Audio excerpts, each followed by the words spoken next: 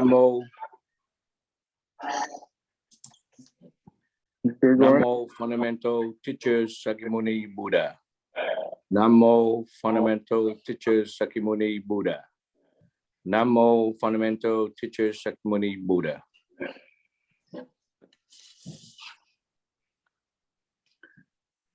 The unsurpassed, deep, profound, subtle, wonderful Dharma in 100,000 million eons is difficult to encounter. Now that I have come to receive and hold it within my sight and hearing, I vow to fathom the third come one's true and actual meaning. Good, that's good.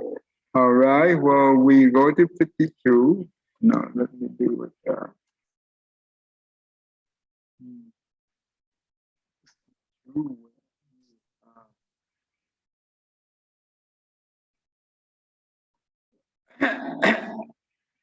Okay, 52. All right, William, go ahead and do number 53. Please, thank you. Another says to him, "Sir, there is such a self as you say, I don't deny it. But that self is not wholly annihilated. For there is another divine self, material, mind-made, complete with all its parts, not defective in any sense organ. It is this self that at the breaking up of the body perishes."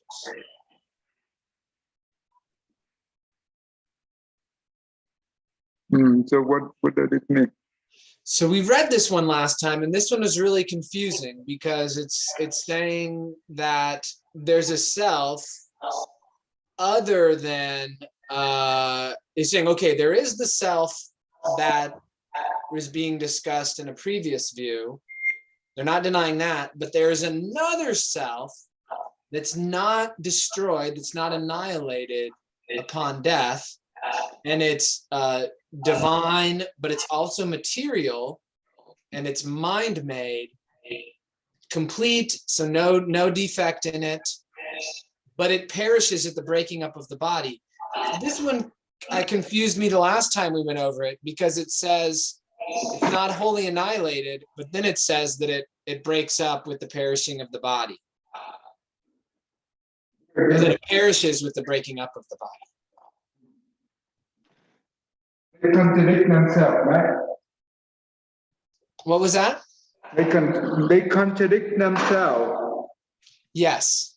Okay, so basically the difference between the 52 and the 53, the 52 is everything the same up to here, they say belong to the sense sphere. But this one, they say the mind make. You see the material, no, this is say the mind make, complete with all its part, not detective in any sense organ. It is this cell, that means they are not detective in any sense, right? But this is the cell that is break up at the end. That means vanish, right? I think I just noticed what was confusing me. I think I noticed what I missed. Okay.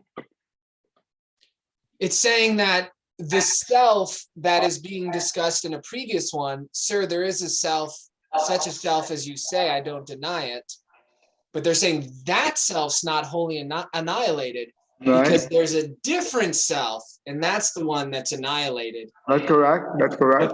But the first one they refer to is not annihilated, is what they're saying. Right. Okay. Okay, but anyway, doesn't matter it's annihilated or not, right? But they are, but when they say that they and another, but the cell is not wholly annihilated, but another cell that is annihilated, right? Mm-hmm. But the one they say that cell is not wholly annihilated, but which one is called the cell? We learned about this already, because the Adaya consciousness is the stream of consciousness. Does it make sense? Yes. Okay, the stream consciousness is flowing from one life to the other. It's non-stop. It never ends, right? And each time they move, right, it will imprint. It will imprint into the space. The consciousness is always there. Doesn't matter that we already passed through that, right? And you know, which part of the consciousness represent for the self? The current part of the consciousness represent for the self, or the future, or the past. And we even know within the current consciousness, that means it keeps growing. It never stay the same. Does it make sense? Yes. They keep changing. Though the consciousness, we in Buddhism, we call the delusion. They are not real. It's delusion. That's what the Buddha said. If we attach to the consciousness, that means we attach to the delusion. Why the delusion? Because it's not permanent. They are impermanent. They come and go. Right? So it doesn't matter. They say they cell that is not wholly annihilated, annihilated. Well, which one? Right? So that means it's wrong view. Does that make sense to you? Yes. So doesn't matter what kind of language they are using, but when you have the right view of the Buddhist Dharma, you can easily break their logic easily. Okay, that's important. Based on the four seal, the four Dharma seal. Do you know what are the four Dharma seal? Yes. Yes. Impermanence. Okay. No self. Okay. Dukkha, or suffering, or unsatisfactoriness. Right. Right. And nirvana. I think nirvana is the other one.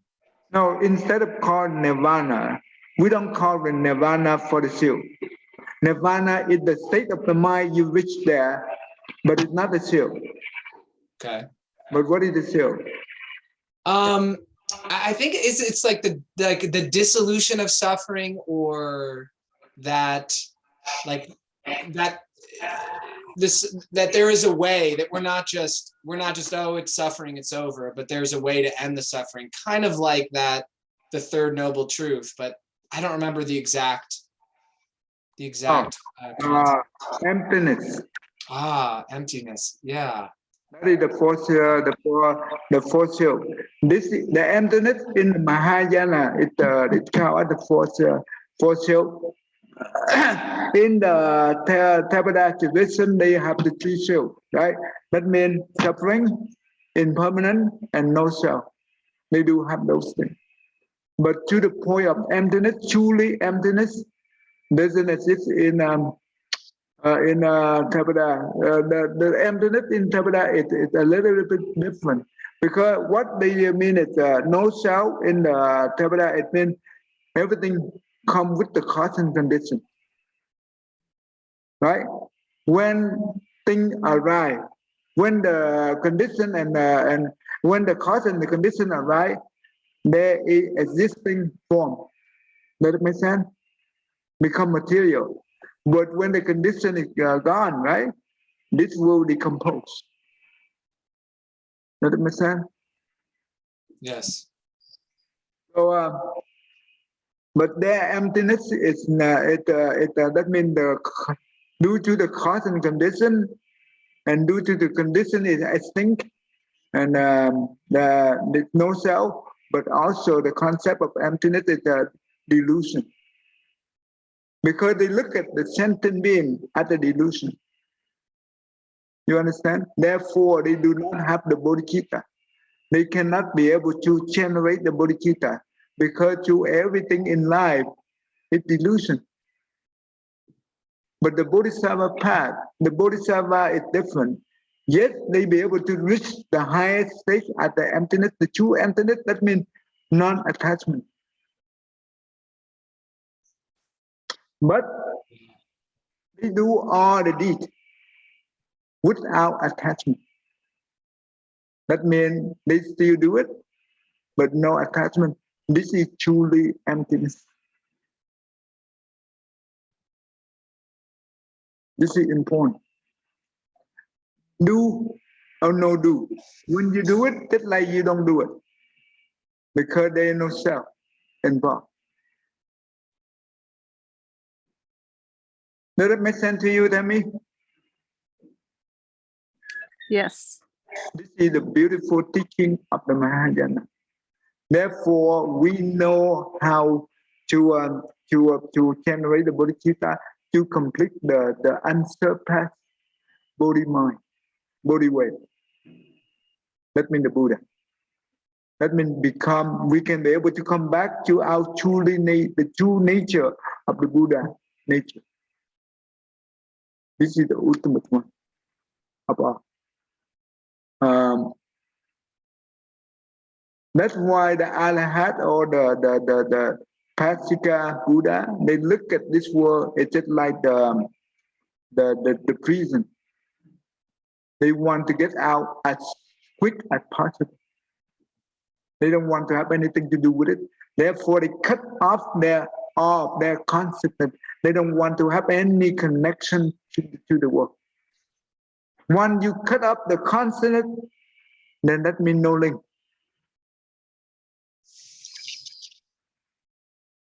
It's important. But the Bodhisattva, even though they reach the highest state of the wisdom, the emptiness, but the consciousness they involve, it's for the benefit to the living being, but they do not attach to the consciousness. That's the wisdom is about. From the emptiness, we have all existence due to the consciousness of non-attachment. This is important, right? If we attach to the consciousness, we and the ordinary being is same thing. The Bodhisattva with the ordinary being is same thing. That means they are the regular person anyway. But when they do it without attached to the consciousness or to the work they do, this is truly no self. And you know what? Because they don't look at the world as a delusion. No, they don't. Because they know that even though it's delusion, but due to the delusion, they be able to see the true nature. Without the delusion, do you think that we can be able to go back to our nature?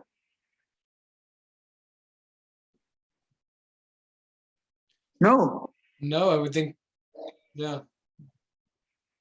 So that's why the Bodhisattva know that they rely on the sentient being at the blessing field. Because they look at the sentient being at the blessing field. Therefore, they always be grateful to the sentient being, even though they are the one who benefits the sentient being. But because of that, the sentient being is the one help them to perfect the 6 parameters. Do you know parameter, right? Yes. Do you know what are they? Yeah, so it goes generosity. Mm-hmm.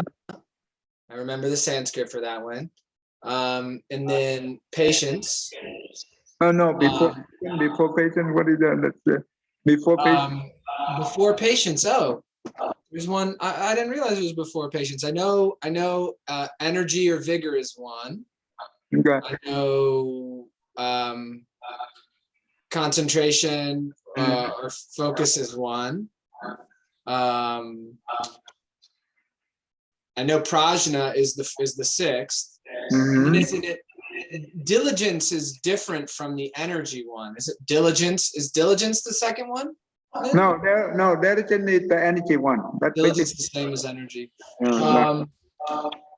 Okay, so yeah, patience, generosity, concentration, wisdom, energy, and The moral. oh yeah, morality. Morality, or the yes. preset. We call the preset, right? Yes. The preset is the second one. Parameter, that means the perfect. We perfect all these things. How do we perfect all these things? Based on the sentient. Without them, we cannot perfect. You see that? So they are the one who really help us. Without them, we cannot practice the Bodhisattva path. Period. So in Mahayana, we value the one who, even though we live in the family, we have a negative affinity, we value the negative affinity as the chance to enhance our bodhicitta. This is important. Yeah. But when we deal with the negative affinity, we need to have wisdom. Yeah. Otherwise, we will stuck in the loop. It's endless loop, and we will suffer. Yeah. Okay. All right. So we're done with number 53, 54. Tammy, you want to try to read before play? Thank you. Wrong view 54.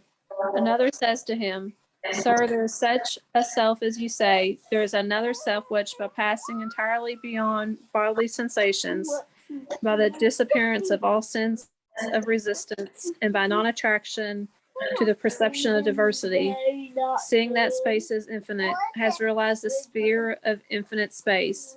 It is this self that, at the breaking up of the body, perishes. Oh, okay. So what do they try to say here?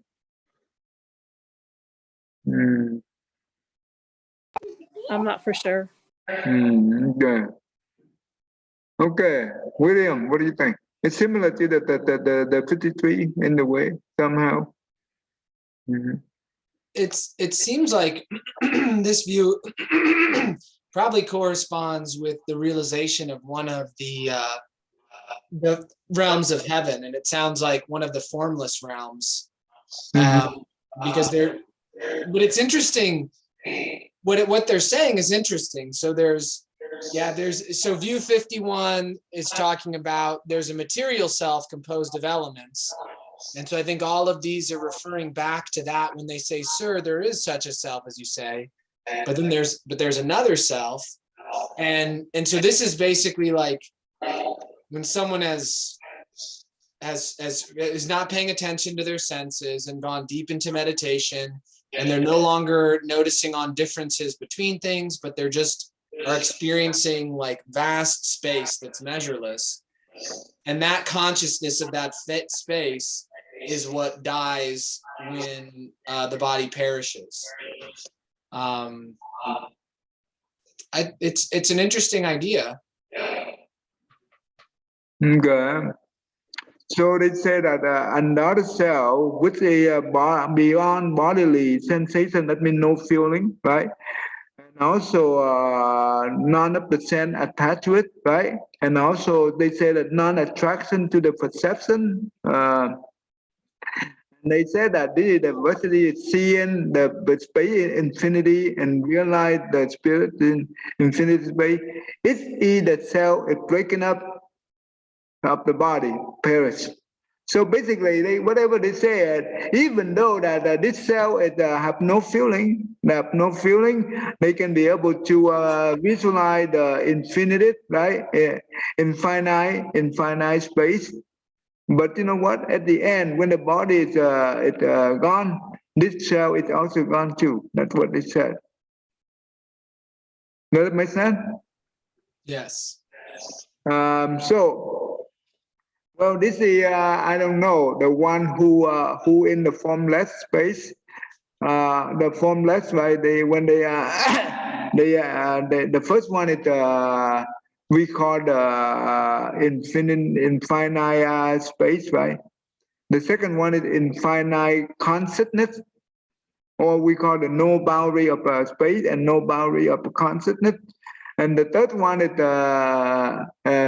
nothingness, right? That means it's no consciousness and no space, nothingness. So, but this one they said that this one is Paris. This is not the same with the formless, because the formless I don't know. So, but anyway, what doesn't matter? Whatever they said, right? When they say that there is such a self, you say, as you say, I don't deny it. The self is not wholly and annihilated. So the same thing, those kind of self, when we say that which part of the consciousness is the self, and they cannot be able to point out, right? Because they do not know the concept of the consciousness is the stream of consciousness. But they thought that the difference between Buddhism and most of the other religion is other religion they're talking about the soul, right? Or the spirit, the soul. What do you think when they say the soul? What do they mean by that? Yeah, they they mean like the part of us that is, in order for us to be talking and conscious and aware, the soul has to be present. And if we're talking about Christianity, I mean, that is what goes to heaven or hell. That's like the essence of what we are. And it's described as like being different, a little bit different for each person. Maybe kind of like, well, a computer is a computer, but what do you have on the computer? It's going to be a little different. So, I mean, it's an idea of a self, basically. It's basically something permanent that lasts beyond death and doesn't have an end. There's not a concept of the end of the soul. Yeah, so they imagine the soul is just like some kind of entity, right? Some kind of entity, and that kind of entity is it's permanent, right? It's not impermanent. But this concept is also contradict with the Buddhist teaching, right? Alaya consonant, we don't say the alaya consonant is the permanent. No, we don't. Because the consonant actually the four thought, right? And the four thought actually it's a delusion. It's impermanent. They come and go, right? And so it's contradict with the Buddha teaching, even though we say the Buddha nature, but Buddha nature is nothing else. It's the truly emptiness. It's non-attachment. So which one is the soul? Which one is the entity of the soul? There is nothing to be attached to it. If any kind of attachment, this is what we call duality. You understand? This is duality. But the emptiness in the Buddhism, it go beyond duality. We call beyond duality. Because there is no judgment. Right? For example, the sixth patriarch of the Zen master, right? When he listened to the Diamond Sutra, and he heard that the mind have no dwell, right? Therefore, that is the true mind. If I translate correctly. You said the mind what? The mind know thee well? No. The mind does not dwell. The mind does not dwell. No, the dwell. That means DWELL, right? Dwell. Dwell, yeah. The mind does not dwell. That is the true mind. Right? Does that make sense? If I translate correctly? Yes, yeah. It's not dwelling on any object. It's not associated with any particular content. What do they usually, when our mind dwell on what? They dwell on the sixth faculty. That means the object of the sixth faculty we call the sense object. Right? The form, the hearing, the smell, the taste, the touch, and the mind object. When we dwell, that means the duality. Right? But when we see things without dwell, that means without judgment, then that means that is the true, that means we are close to the true nature.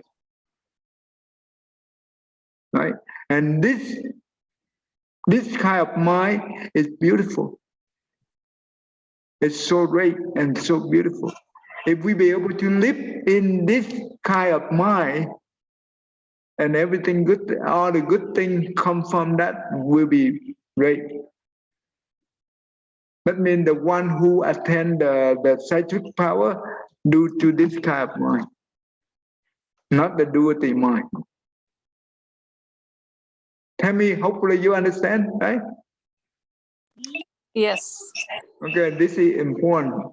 And Jimmy, you understand, Jimmy? Yes, yes, sir. Yeah, Good, it's very clear.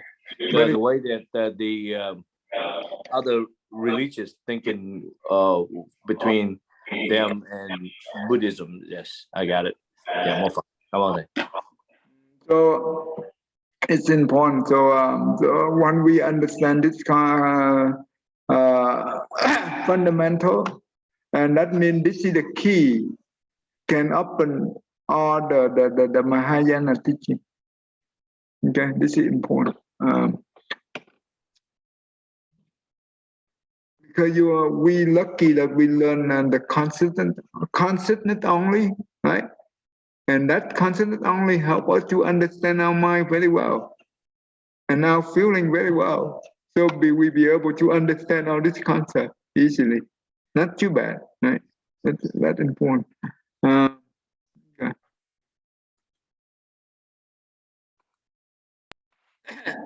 Good. Jimmy, you go ahead and read number 55 for me, please. Thank you. Yes, sir. Wrong view 55. Another says to him, there is another self which, bypassing entirely beyond the sphere of infinite space, seeing the consciousness is infinite, have realized the sphere of infinite consciousness is this self that at the breaking up of the body perishes. Okay. What I'm thinking, how I understand with this wrong view is Thầy Mô Phật. Another self, a passing beyond infinite space, and it see that consciousness is infinite. No, that's all how I understand. Kind of confusing though. Oh well, the word is confused, but it's not, Yes. it should not be too bad. But because we understand the core teaching already. Okay, William, what do you think? It does seem to be following the different formless realms as far as the names, like the sphere of infinite consciousness now. Right. And I noticed the next one is the next one. So, I mean, it seems to be coming from someone who's had an experience of that in their meditation, and for some reason have come to the conclusion that their experience of self in that meditative state perishes with death. But they're not saying why they think it perishes with death. But still, their experience of a discrete self, meaning that they're not noticing, causes leading to it and interdependentness of everything. So I'm not too sure they have any experience to the meditation. I think this is more like in imagination, right? Oh, okay. Okay. Good. Yeah, I do not know. Because this is talking about future. This is, when you're talking about future, that means future is not yet happened, right? Yeah, true. And therefore, it comes from the perception of imagination. It not come from the experience of the meditation. Yeah. I mean, I was thinking maybe they they had the meditation experience of those states, and then however they came up with the idea that that self that they experience in that meditation perishes. I think, yeah, that they're imagining it. They're not saying anything else. So yeah, I agree. No, but if we are the one who not dead, who not died yet, how do we be able to experience? Right? Oh, I mean can't we could experience the sphere of infinite space through meditation theoretically, right? Right. But we just wouldn't, we wouldn't know what happened with death. That would be imagination, unless we remembered our past life, and we remembered death clearly. But I think even people who remember their past lives don't clearly recall the death process. That's right. That may be true. But remember, even though they say that they realize that infinite constant or whatever, but the body, it will break up of the body, it perish, right? That means, and then this is some kind of imagination. I don't think it come from the experience of the mind state. Okay, so anyway. But anyway, even though the self, and we go back to the same logic with the same discussion that we just had, then which part of the cell is the true self, right? So it will invalid, right? This kind of wrong view, right? So easily. So I think it's the same thing for the right. Go ahead and do the 57, William. Sir, there is such a self as you say. I don't deny it. But that self is not wholly annihilated. For there is another self, which by passing entirely beyond the sphere of nothingness and seeing, this is peaceful, this is sublime, has realized the sphere of neither perception nor non-perception. You don't know it or see it, but I do. It is this self that at the breaking up of the body is annihilated and perishes and does not exist after death. This is the way in which the self is completely annihilated. This is how some proclaim the annihilation, destruction, and non-existence of beings.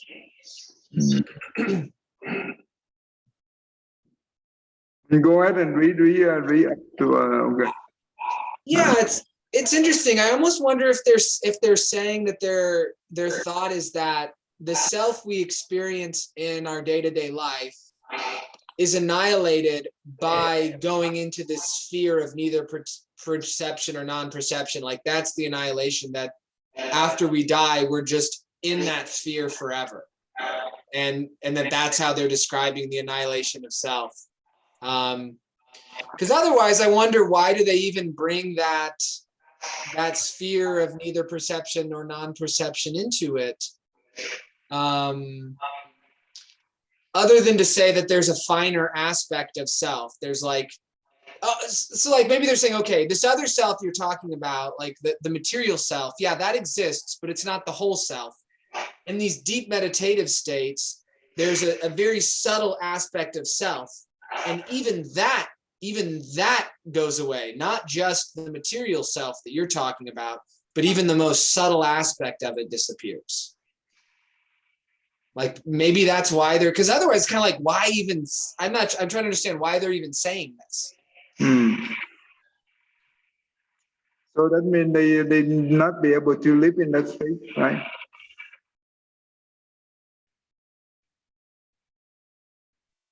They not be able to live in that state. That means that that kind of state will be gone, right?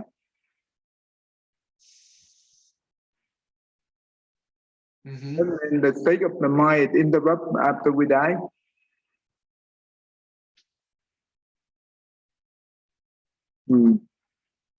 Okay, but doesn't matter whatever the kind of the state it interrupt or vanish after we die, then it violates the Buddhist teaching already. It's similar to the 56, 55 as well. So, but this is for the neither perception, no non-perception, right? That is the last stage of the formless man. Yeah. Let's see what. Okay. Okay. William, go ahead and read this one up to here. Up to here. These are the 7 ways in which these ascetics and Brahmins proclaim a doctrine of annihilation, destruction, and non-existence of beings. There is no other way. This, monks, the Tathagata understands. These monks are those other matters, profound, hard to see, which the Tathagata, having realized them by his own super knowledge, proclaims, and about which those who would truthfully praise the Tathagata would rightly speak. There are monks, some ascetics and Brahmins, who are proclaimers of Nibbana, here and now, and who proclaim Nibbana here and now for an existent being in 5 ways. On what grounds? Okay. There are this is the new wrong view. There are some ascetic and Brahmin who are proclaiming Nibbana here and now. Okay. All right, the 5 way. Let's see, Tammy, you want to try the 58? Wrong view 58. Here a certain ascetic or Brahmin declares and holds the view, and as far as the self being furnished and endowed with the 5-fold sense pleasures, indulges in them, then that is when the self realizes the highest Nibbana here and now. So some proclaim it.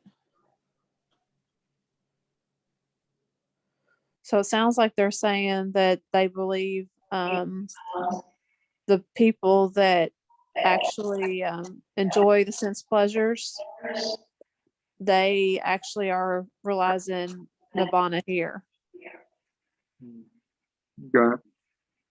So they say that the 5 sense pleasure they enjoy that will help them to gain the highest Nibbana.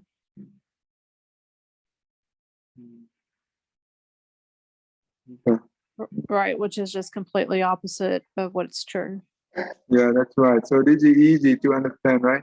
So any kind of desire, because the root cause of our the suffering is what are the root cause of our suffering?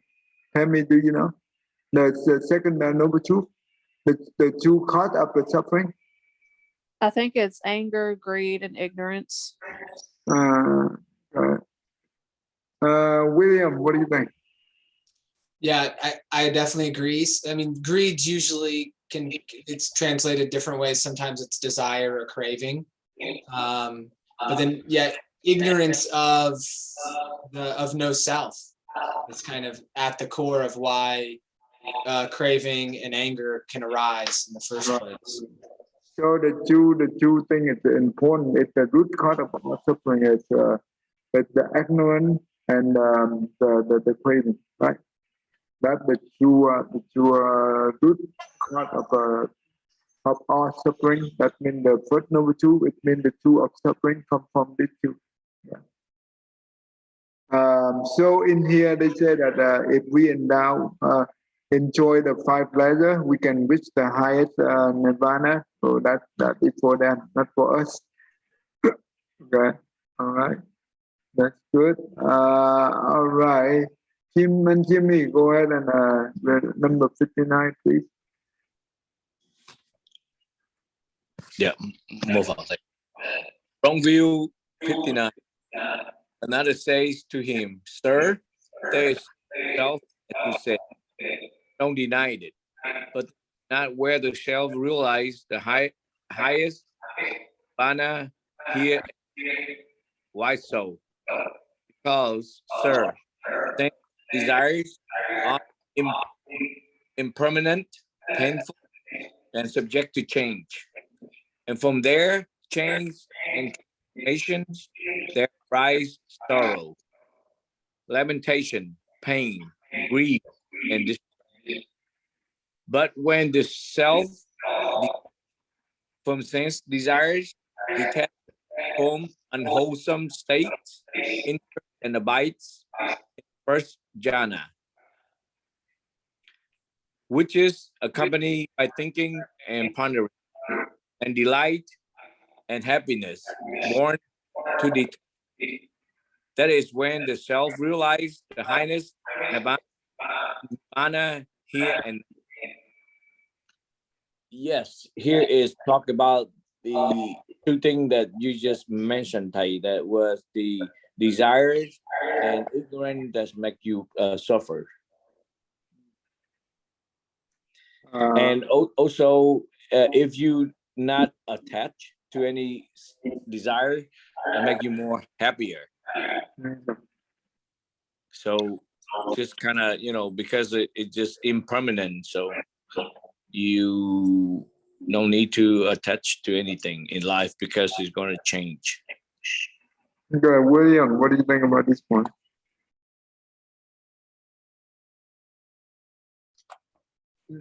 This, it makes sense that someone could come to this conclusion if they had never met the Buddha, and if they achieve the first jhana and so much of the weight of their suffering is taken off, they may not still appreciate that. Like, well, there's still is some suffering there, and there's still this sense of self. So it's understandable for them to think that, but clearly that's not the ultimate goal. We know there's further to go beyond that. Right. So basically, they attach to the first jhana state at the nirvana, right? So because they are lack of understanding the Buddha teaching. And that's why they don't know this. Therefore, that kind of attachment is not good. Okay, that's good. Okay. All right, Tammy. No, I think it's William. Jimmy, did you just read the last one, right? You just read it? Jimmy read the last one. Okay, go ahead, William. Right. Another says to him, "Sir, there is such a self as you say, but that is not when the self attains nirvana." How so? Because on account of thinking and pondering, the state is considered gross. But when the self, by the subsiding of thinking and pondering, enters and abides in the second jhana, with inner tranquility and oneness of mind, which is free from thinking and pondering, and is born of concentration, and accompanied by delight and joy, that is when the self realizes the highest nibbana here and now. Mm-hmm. So yeah, these are, it's coming from the different jhanas, and it's like if someone is only gone so far and seen so much, they think that that's it. That's what there is to see. So they're concluding that their experience in the second jhana is the highest state that's possible. So do you know what are the five element of five factor that for the first jhana? What are the five? The 5 elements for the first jhana. Wow, we did go over these. I remember going over them. It was a while ago. It's in here. They already mentioned in here. You look in here. They are here. Oh yeah. Okay. So it's I didn't want to go back and look because so there's detachment, right? That's one of them. So the self detached from the senses and sense desires, detached from unwholesome states. No, that is five hindrance. No, that is five hindrance. Oh, I thought you were saying, like, in order for the first jhana to arise, what are the conditions that need to be present? Okay. For the five hindrance, they have to eliminate the five hindrance, right? You know what are the five hindrance? Yeah, I think I do. I should know the 5 hindrances. So there's restlessness, Okay. there's sleepiness, there's doubt is the last one. There's craving and there's anger. Okay, that's right. So we eliminate the five hindrance, and we have no no unwholesome, right? We detach from the unwholesome that we read the first one. But what I'm asking is factor of five element, not five hindrance. You know that thinking and pondering, you see that? Yeah. Uh, Those are the five that are in there. So the That thinking, is- pondering, delight, happiness, and detachment. no. Thinking, pondering, delight, joy, and the last one is single pointed. Okay. Single pointed, and the first channel is in order for them to reach the first channel, they have to use the thinking and the pondering. Thinking, that means okay. For example, because the way they translate the English is a little bit different from the Vietnamese. Usually, what we mean is when we do the inhale and exhale, right? We focus on our inhale and exhale recitation, the meditation. But when the thought thinking come up, right? All right, we redirect, right? Because we holding on the inhale and exhale, and when the thought arrive, we redirect to the meditation. So it's thinking and pondering. I'm not so sure that is the same meaning, but the translation it's a little bit different. So they based on these two factors and also eliminate the five hindrance, and therefore they be able to reach the first channel. And the second channel, if you notice that they abandon the first two right here, they no longer, because when the breath it becomes very subtle, you don't need those things. When the breath is not subtle, we need that to refocus, right? But when the thought becomes so subtle, and therefore this one is no need. And that means when we abandon this two, we be able to enter into the second channel. We attend the delight and joy. Right? And that's why they attach to this at the highest nirvana. That's right, like you said. They have not heard about the Buddhist teaching. Tell me, you understand so far we discussed? Yes. God. Tell me, read number 61, please. Wrong view 61. Another says to him, Sir, there is such a self as you say, but that is not when the self attains nibbana. How so? Because on account of the presence of delight, there is mental exhilaration, and that state is considered gross. But when the self, with the waning of delight, dwells in equanimity, mindful and clearly aware, experiencing in his own body that joy of which the noble one says, happy dwells one who has equanimity and mindfulness, and so enters, abides in the third jhana. That is when the self realizes the highest nibbana here and now. God, this is the third jhana, right? In order for them to reach the third jhana, what do they need to do?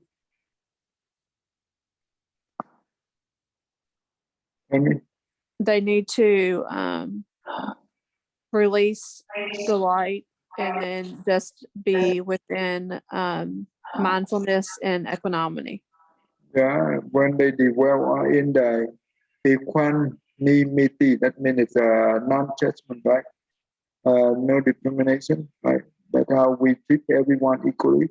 Then we will dwell on the joy. That's what it means. That is the state, the third state of jhana.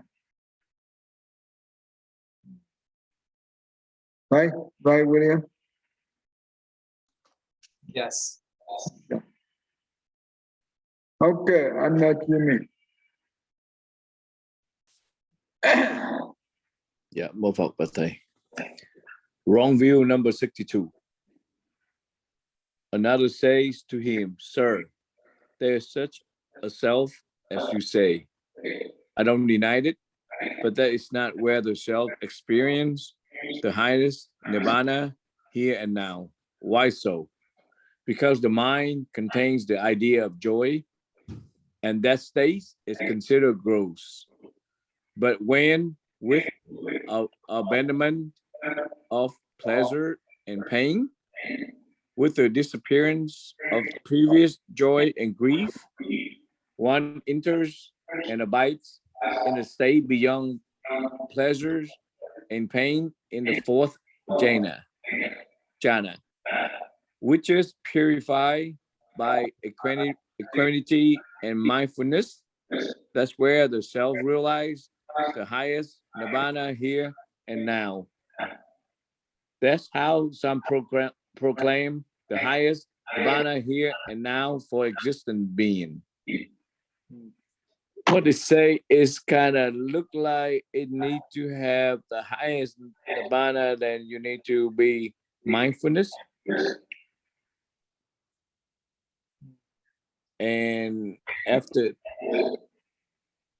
if you don't, if you have attached to something, then you will get suffer. Yeah, that's how I understand the thing. Thank you, William.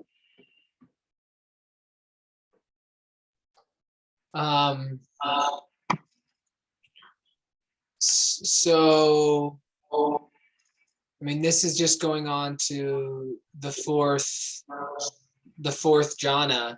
And so instead of it being, the third jhana that is they're considering nirvana, now they're considering the fourth jhana, which is nirvana.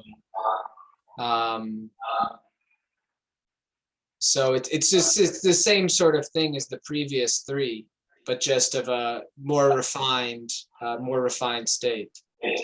Right, they get what kind of thing they get rid of? Okay.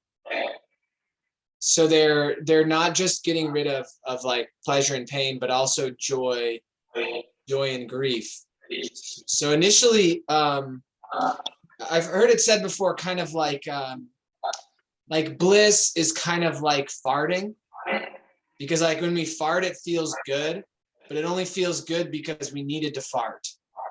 So if we don't need to fart anymore, the bliss goes away, in the sense if we don't, there's not really like the sense of relief anymore. So I think in the fourth jhana, once the mind has become detached from these causes of like a lot of disturbance in the mind and suffering, well, then the sense of relief also begins to kind of level out. And so there's not as much of an awareness of the difference between the states. The state just becomes what it is. There's not like a judge, as clear of a judgment placed on it of like, this is pleasant relative to my previous state, so I feel really happy that I'm achieving it.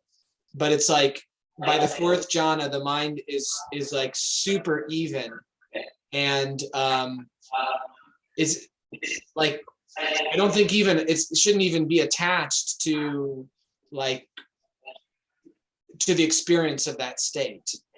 Okay. So they get rid of the idea of joy, right? Therefore, they enter into the purified state. Okay. The purified state, that is where the fourth jhana is where we call the mindfulness, because the mindfulness, it means the single pointed mind. Uh, um, and that's why they claim this is the highest nirvana. Okay, let me ask you this question then. So what's the difference between the Buddhist monk and the non-Buddhist monk? They also reach the same state. They reach the first jhana, second jhana, and third jhana, and fourth jhana. So why we call the non-Buddhism is the wrong view, but why don't we call the Buddhist monk a wrong view as well? Well, the attaining the jhanas doesn't require having the highest right view. I think it requires having some of the lower levels of right view correct in order to not be engaged in a lot of activities that would prevent one from obtaining the jhanas. So I think there's going to be a lot that is similar, but on the sort of ultimate view about the idea of self. In Hinduism, they have the idea of the Atman. And so, yeah, they still experience the 4 jhanas, but then they're still attached to the idea of a permanent separate self. Whereas the Dharma of no self is very, solidly taught to Buddhist monks over and over and over.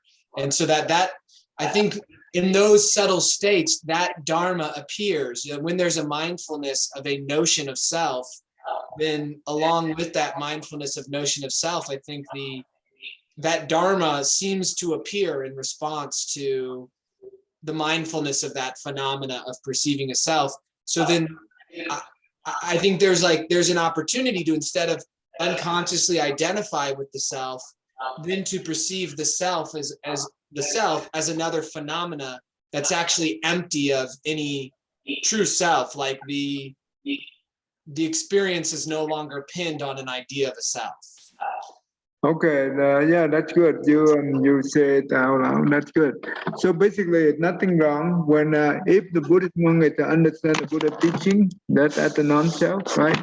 Therefore, they can enjoy the state of the jhana at the same time that they do not attach. That is the key. That is the key difference between the non-Buddhism is they do not understand the Buddha teaching of non-self. Therefore, they attach. That is the problem. It's not the jhana state is the problem, but the person who practices the jhana is the problem. Nothing wrong with the jhana state, nothing wrong with that. But when we have any kind of thought attached to it, that is the problem right there. But the Buddhist monk well taught by the Buddha, of course, they do not attach.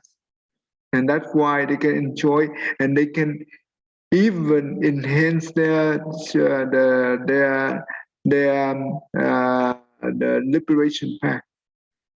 You see, they can attain the Arhat quickly. But the other one, they do not, because they attach to it, there is no path for them to attain beside the attachment. Tell me, you understand so far? Tell me. Yes, thank you. This is important, very important. So,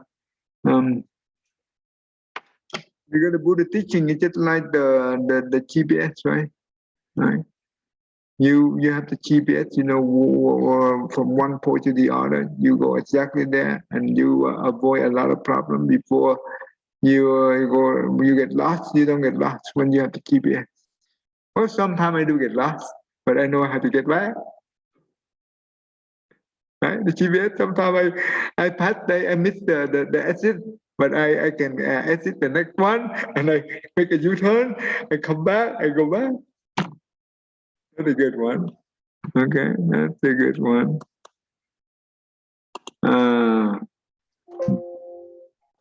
We have a very great opportunity to learn all these things. Finally, we almost there. We almost there. Okay.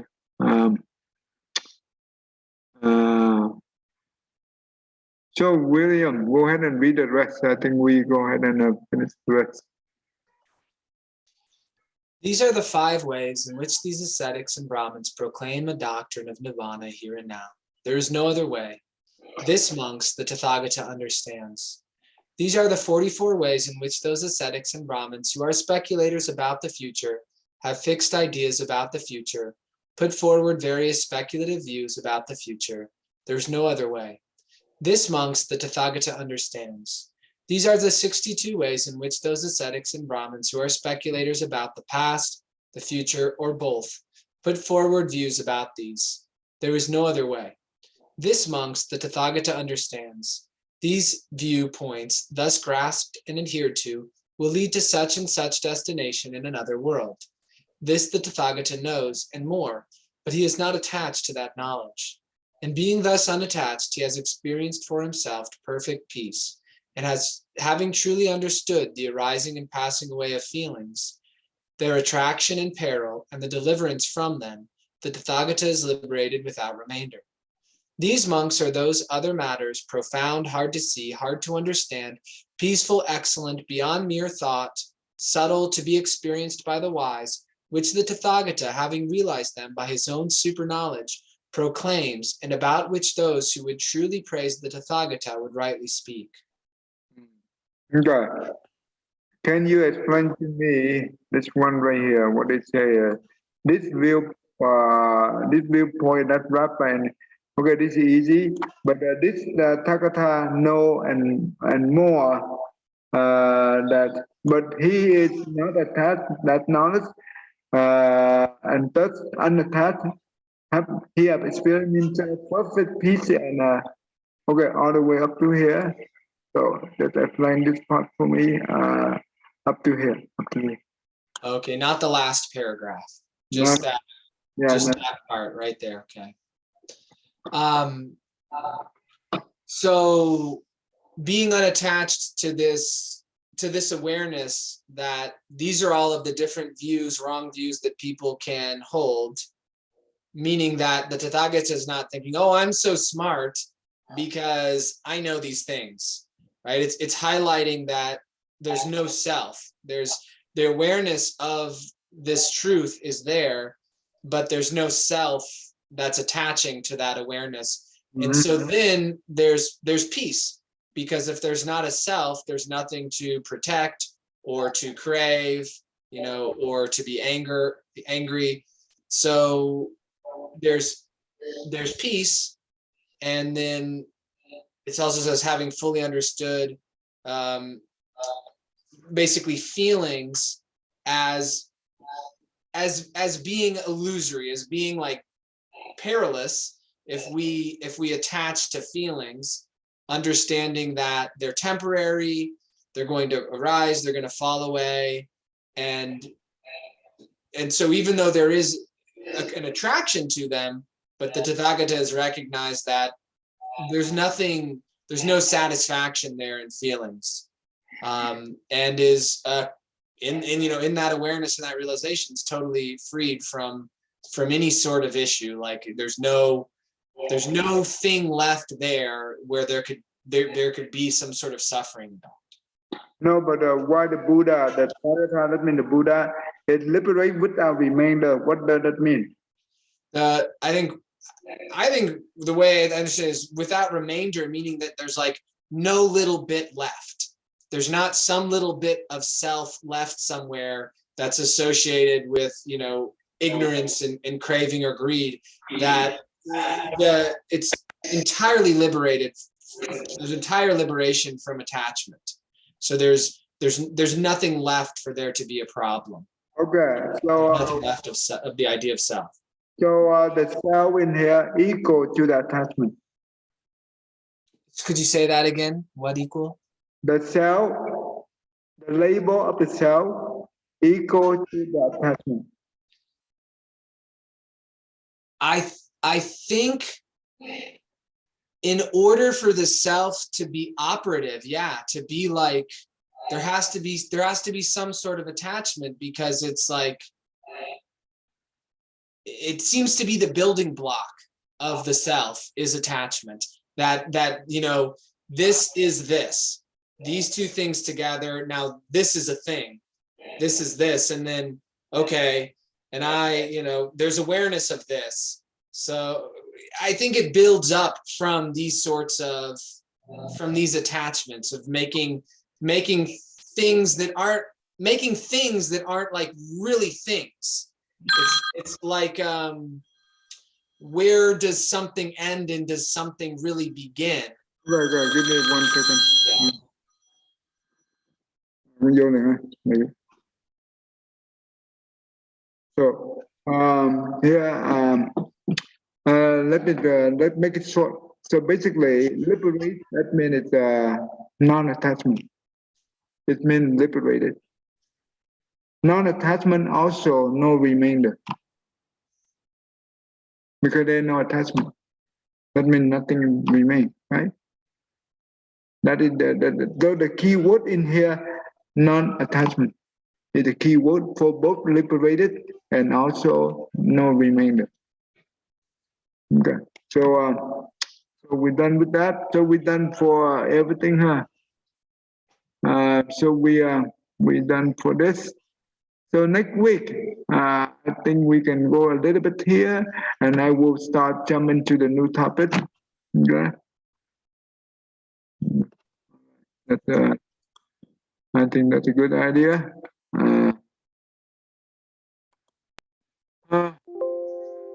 Jimmy, go on, Jimmy.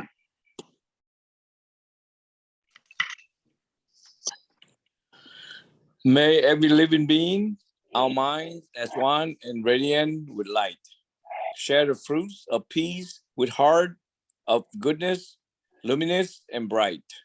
If people hear and see how hands and hearts can find in given unity, may their minds awake to great compassion, wisdom, and to joy. May kindness find reward. May all who sorrow leave their grief and pain. May this boundless light break the darkness of their endless night. Because of our hearts are one, this world of pain turned into paradise. May all being compassionate and wise. May all become compassionate and wise. Yeah, thank you.